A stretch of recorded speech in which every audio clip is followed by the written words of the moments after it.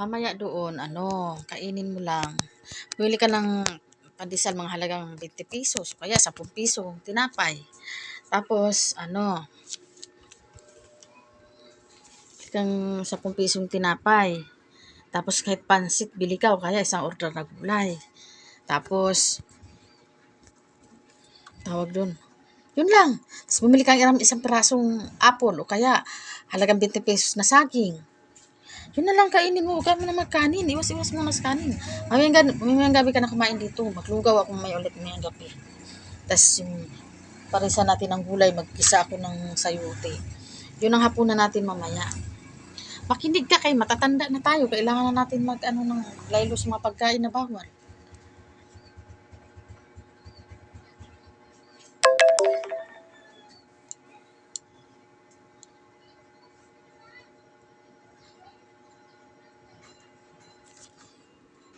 Kinig ka ha, mag-asikaso ka na ng tanghali na.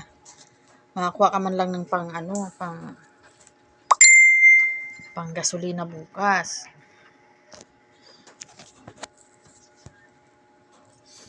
Yan na guys, mainit ulit. Oh, ayan. Binalik ko ulit yung sinampay ko sa labas. Maaraw ulit. Biglang uulan, biglang aaraw. Ganon ang panahon ngayon.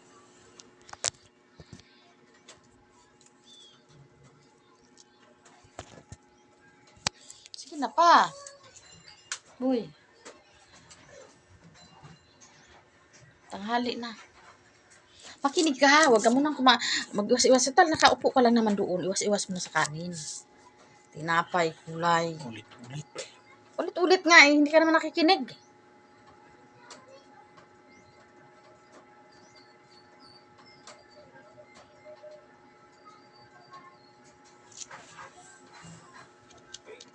Ay, may biskuit pala ako na binili kagabi. Yung style papa.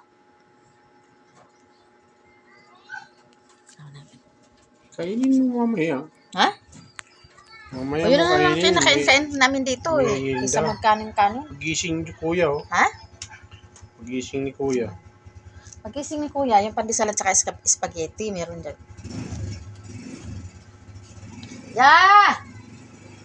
Umahon ka na dyan. Kay mainit na.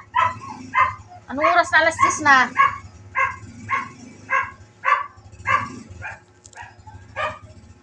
Tanghaling tapat. Turang ilaw bukas. At sa taas ang ilaw bukas. Jar, sara mo na yan.